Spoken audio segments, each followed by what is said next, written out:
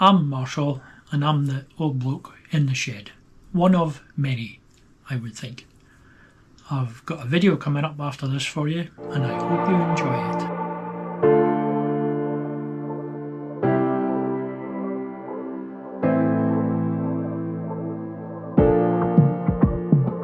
I've made up this guide, shall we call it, to repair this damaged bracket holder. If you'd seen the earlier videos, I plasma torched out the bit that went through the ram here. So I've made up these brackets to replace them. What I'll do is get these all squared up and weld them together, I think, and then we'll cut out what we need to match that pin. It needs to go that way a little bit, it's up against the metal, so I'll go and do that. Another thing we'll need to do, and I've been looking at other loaders, is make some kind of frame that will keep this thing upright so you can just drive into it. But the brackets are quite high on that, so and also need to finish the air strap, so that'll start. Might actually do that first. It's just a matter of boring a couple of holes and doing a little bit of welding, so I'm not bother filming that. I'll bring you back in 4. I've got this bit welded in now, so that's we've got our pins back, and that fits the round one at that side. Square one's going to go at that side, and I've also welded these nuts onto here, so you're not, when you take it out, you're not working on 3 things, you're just doing 1. Pin's quite tight as well, so that's good. Next task is get the digger, flip it over and see if we can get it attached to the tractor. Somebody left the pin in and it'll not come out because the bonnet's there. I wonder who did that. Have to move the bonnet a bit to get that pin out. Anyway, I've still to weld the far side, but it'll be easier once it's turned over. And there's pipes run to this ram, which will need new brackets made. But we're ready to put it on the tractor. I've moved the air coil switch, but it's been a pain and not working very well. I was hitting it with a hammer and it started working. So instead of it sticking out that way, it's round here now. I'm not going to switch it off or we'll lose the power. Anyway, right, what's next? Major. See if we can flip this thing over the right way. And then we'll have to try and use the major and the digger to try and actually get it on here.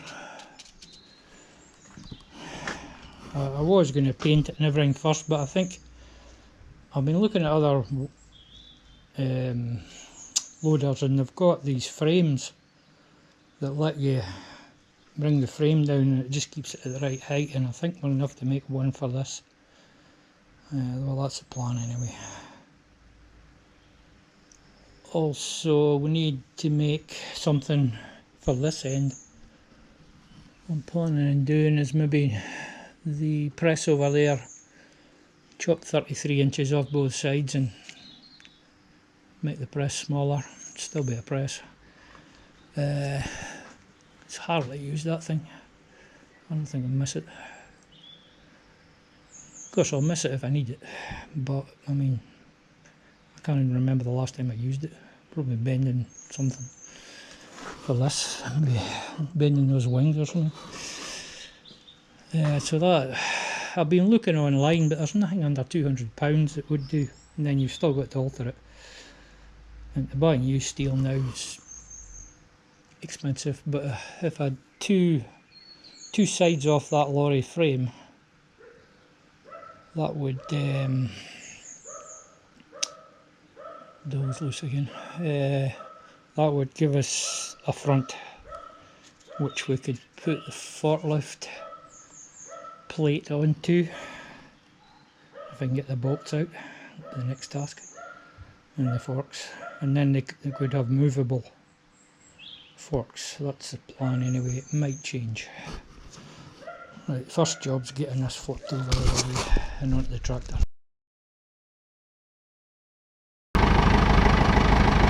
Pretty darn high. When I get it in short. There you go. That must be, I don't know how that is, 10 feet maybe. It's about a good 4 feet higher than the major can lift, that's for sure.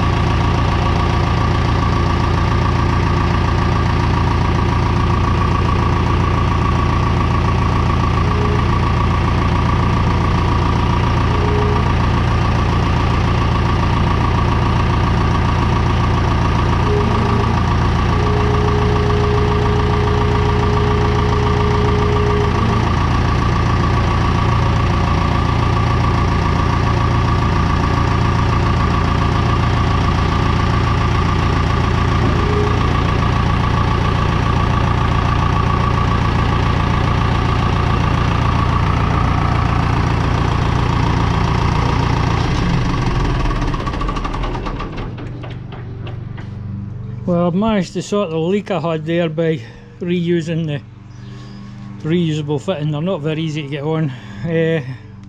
Put it in the lathe, put the hose in the tool post and got it started that way. And then I put it on the hammer drill and battered it in, and that seemed to get it in. And then you've a centre screws in. Right, so what have I been doing since you were here last? I put these pipes back. Need a bit of a tidy up. Try and get some rubber or something to go in the middle of them. So that's tip and crowd they call it. But I've cut away a couple of bits of the extended weights there to let that sit in a bit more. Whether that's enough or not, I don't know. We could move the weights back in there, and that would give it a bit more. I don't think it actually needs to go right to the ground though. If you've got something, whatever's going on the end of there is going to be on there permanently, so if we make it that it goes on at that height or even higher, which it might, it's positioning where that ram goes that it works. It's got to pull it right in, and then it's got to push it right in without hitting that. Have a study of David Brown buckets on the YouTube, see if we can see how they're set up. Easiest way would be if we had a David Brown bit, but I'll probably have to make something. Anyway, that's it on. I wasn't worried about painting it or anything yet. We'll get it all working first and worry about doing that after, and I'll replace these hoses at, so I think they're about 20 something pound each, those hoses. So what is there? 2, 4, 6, 8 I think. 8 to 16 with the VAT and everything. You'll be on for a couple of £100 to replace those hoses. So might just replace them bit by bit as we need to. They're not leaking at the moment, so.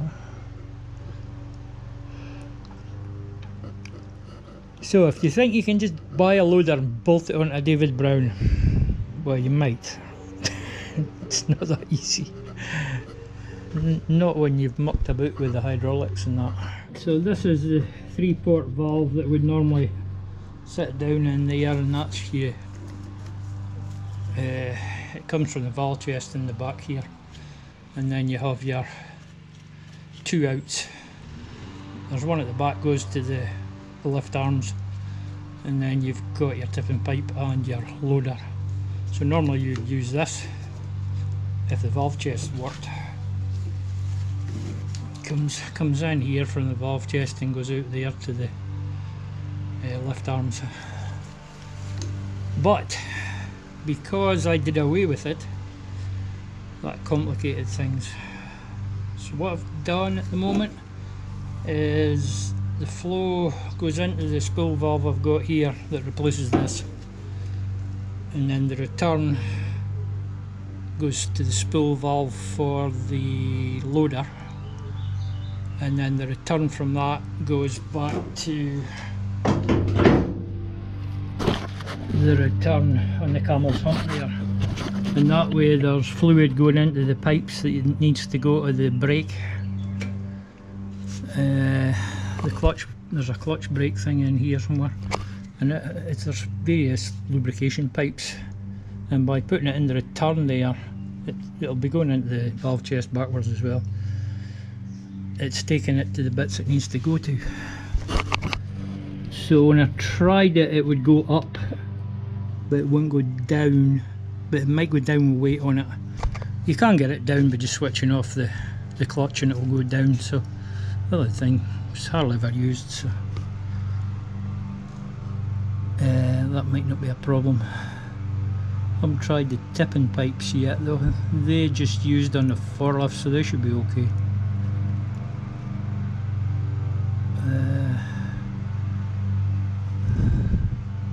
Yeah, that's it. That's how it all works at the moment. So that's your flow at the back there coming into this spool valve. Then your return is the middle pipe, and the pipe disappearing is going to the spool valve for the loader, and that's the return into the return in the camel's hump that's lubricating everything. At the moment that's working as far as I know. See, I can't use that unless the spool valve was working, and that's a lot of money to get that fixed. It's not worth it for what I do. I can see your point if you are going to be using it ploughing and stuff.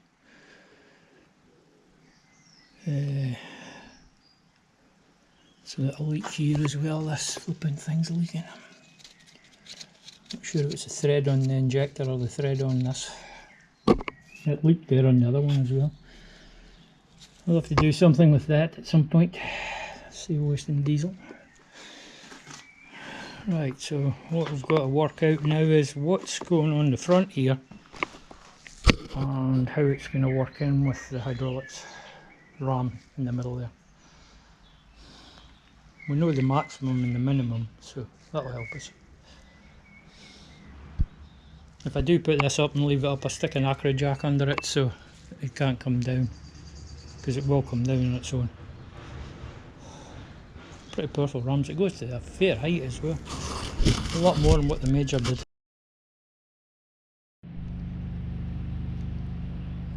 I've been working on this plate here.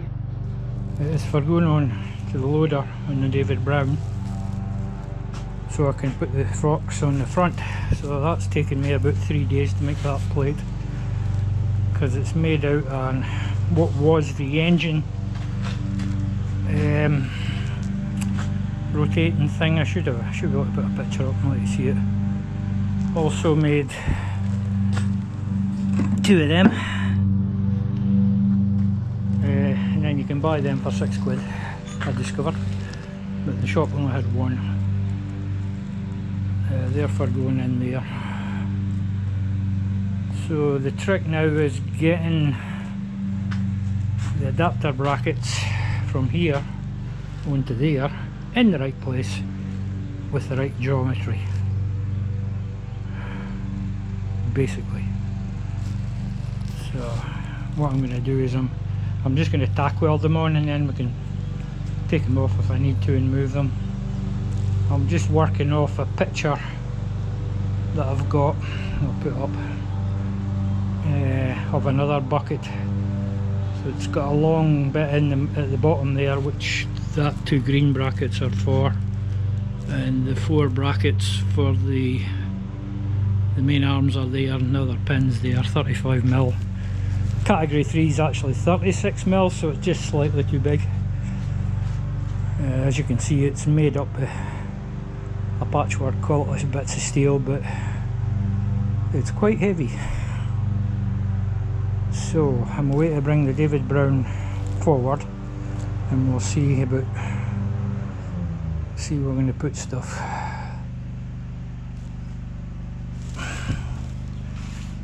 So when the ram's right in, it should tip the bucket at the top, and the ram should be nearly out at the bottom for it to be level, but I don't think that's going to be quite right with this one. Just have to wait and see. That's why I'm going to not going to weld everything solid till I know everything's in the right place. That is very heavy. That's the forks off my forklift, which is at the back there. So the forklift's on for a dead weight, plus you can't take it off unless the forks are on or it just falls over. Ask me how I know. It tried to kill me once, I think, and that was that. Right, so I'm not going to film it all, I'll just bring you back now and again, let you see what's going on. Bits and pieces. And I should have this plate. You get like the Euro 6 and Euro 8, but they've got a catch at the bottom, so it's not going to work with that ram. You can buy the adapter plates for about £250. Then you've still got to fit them. So I've made that up for a box of welding rods. 30, maybe 50 quid with all the ground wheels and the rods. And I had the steel and the time. Right, I'm away to do this. Like I say, I'll bring you back every now and again, let you see what's going on.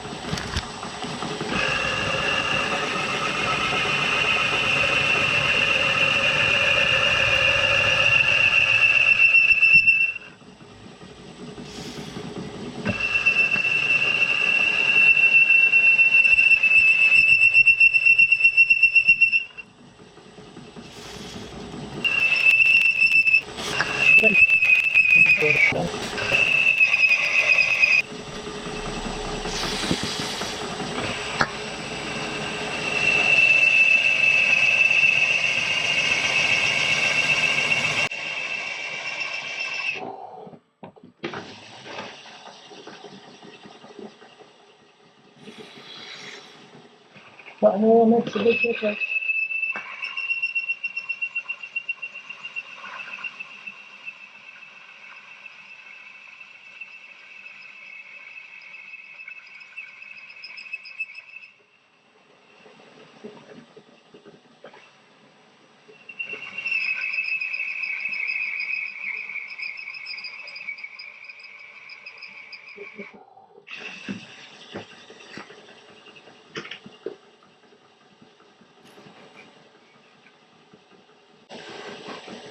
The bottom one's wiggling about a bit.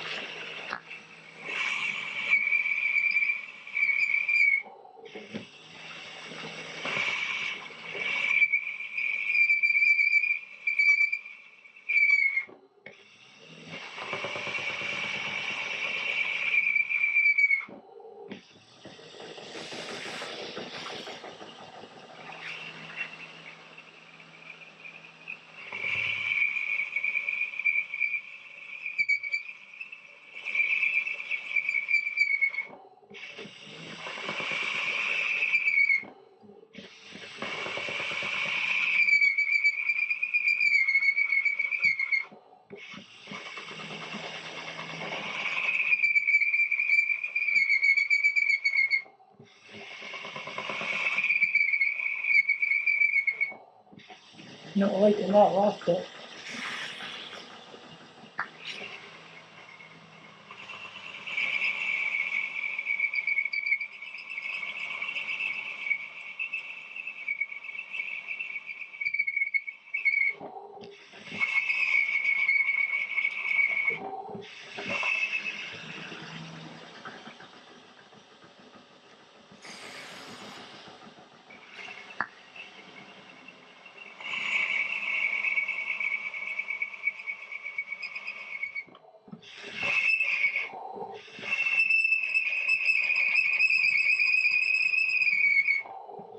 It's just going through, I think.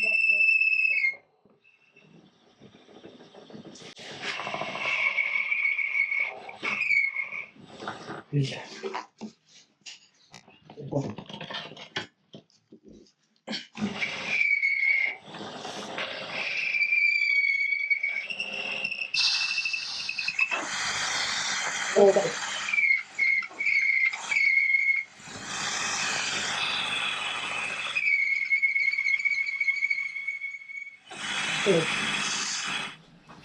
Giving the drill a sharpen, let's see what it'll cut through now.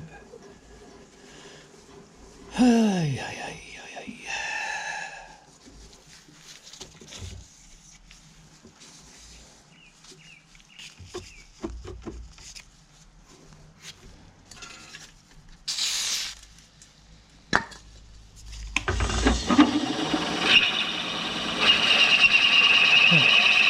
Slightly better.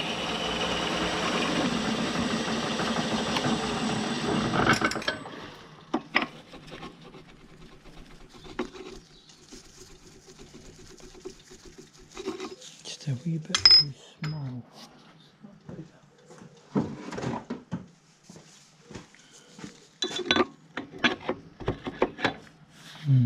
Same size.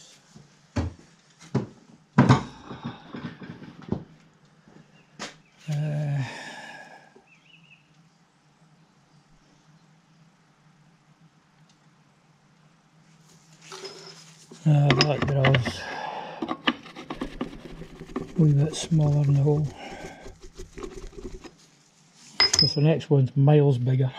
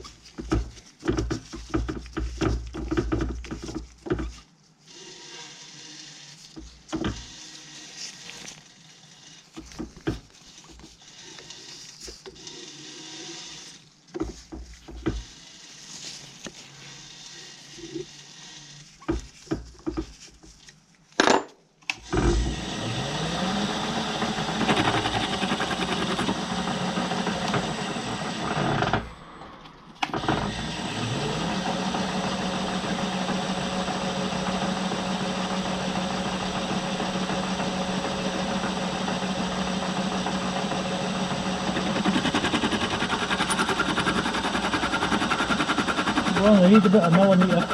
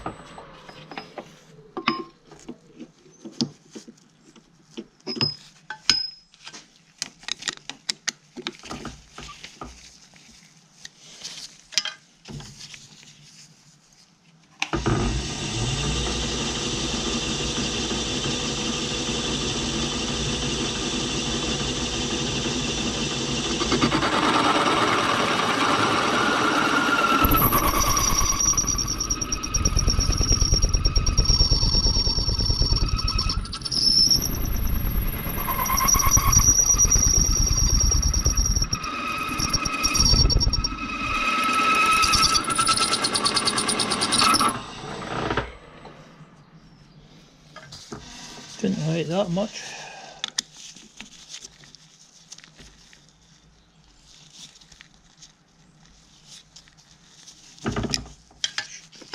There you go.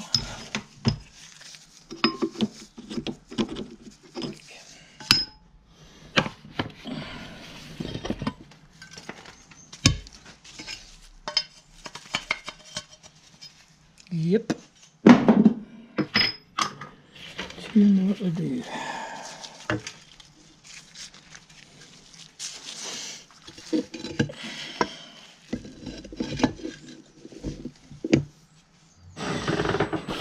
Right, the reason I've made 3 holes there is this is going to be attached to that, and then that will give me 3 positions. I can put the RAM to change it. So if I cock up one, we've got 2 more to try. I've got to cut bits out to get it all connected, so it'll probably be tomorrow before I'm doing that.